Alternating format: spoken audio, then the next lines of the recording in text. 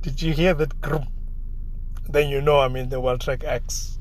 That's one of the tell signs. I remember I didn't experience this actually in the other bi-turbo 2 liters from Ford. By the ways, the main difference that you would have seen in the video is the lighting outside, of course. And when it comes to the Wildtrak X, you would have seen that the clusters are different because it has the matrix LEDs, which means that it can be searching for dark spots and so on. In this one, of course, because of those LEDs that are like embedded in the grille, you'll see that it's like it's focusing where exactly it's brighting, and it goes on and off like it did now when you're facing the other cars and so on. But on the side, it will be searching for spaces of darkness so that it can illuminate those spaces. You'll just see, but the camera might not show as clear. By the ways, yeah, guys, welcome to the channel. It's Sibua, and I appreciate that you're here with me tonight. Yeah, this thing sounds like a truck, eh? And if you've seen the 3-liter V6 review and the other reviews that I've done, I've said this before, that actually the 2-liter sounds much harsher, it sounds much harder, and it has that truck feeling when you're driving it compared to the 3-liter V6. In the first part of the video, when I said I have 3 variants, actually it was this one, the first one that I showed you. The second one, the clean one, it was actually the 3-liter V6. And in the 3-liter V6, you would have seen that in the grille, there are no additional lights. You only get them on this Wildtrak X. And then on the XLT, the difference thereof between the XLT and the normal Wildtrak in this case is the fog lights down there. You would have seen that they're halogens, but on the Wildtrak they're LEDs. So that's the main difference that you're going to see at night. But jumping inside, of course, when it comes to all Wildtraks, you will see that in here we do get this ambient lighting. It's static, you can't change the colors, you only get this blue color. But you know what, I always like the ice blue from Ford. I said this actually in the territory review as well, that the ice blue from Ford actually it looks quite cool. You don't even need to change it because yeah, the buttons, the way they are illuminated and so on, it does actually look quite cool. And the screen, of course, because they have this big screen here that is just adding a little bit of ambience. Even if you don't have the ambient lighting like you don't get in the XLT, you still get some ambience just from the 2 screens in front of you. Yeah, you know, you'll see when I get to the highway now, if there's not a lot of cars, the lights will just be doing their thing there in the matrix way and so on. You see, I like this about it. I mean, the part of the reasons I would choose the Wildtrak X, besides the fact that it's probably the best looking of the Rangers, I think it's definitely because of the lights. But one thing though that I can't really vouch for when it comes to this car, compared to the normal Wildtrak, I feel like this roof rack is just causing a lot of wind noise compared to the normal one. And of course, we do have all-terrain tires here, and they do bring some element of road noise. As much as they're quite comfortable, together with the suspension that is here, it's a little bit comfortable compared to what I thought it would be actually, because it's like off-road bias and so on. But on the highway like this, yeah man, it's a little bit too loud. It's a little bit too loud. But you know, of course, the Wildtraks are coming with the B&O sound system, which means we have 10 speakers in here, a subwoofer at the back. I think that's the amplifier in here is like 660 watts or something. And you know, of course, once you play that sound system, you can be at a point where maybe it reduces the sound, road noises and so on, because right now you can really hear that, yeah, it's a little bit too loud in the cabin.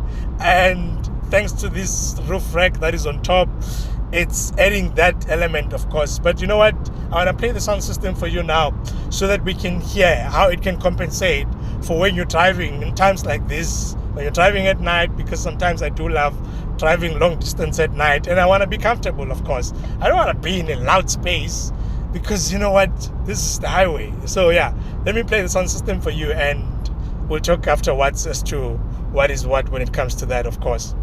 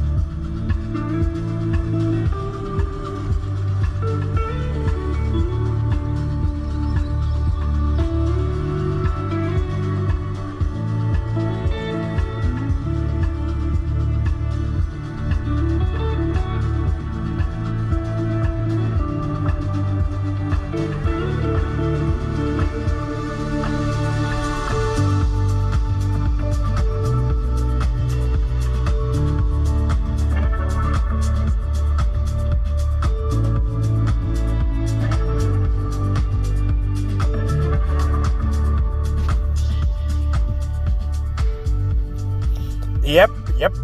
And that's the sound system. It's quite clean, actually. It's quite clean. It manages to cut out the external noises rather quite well.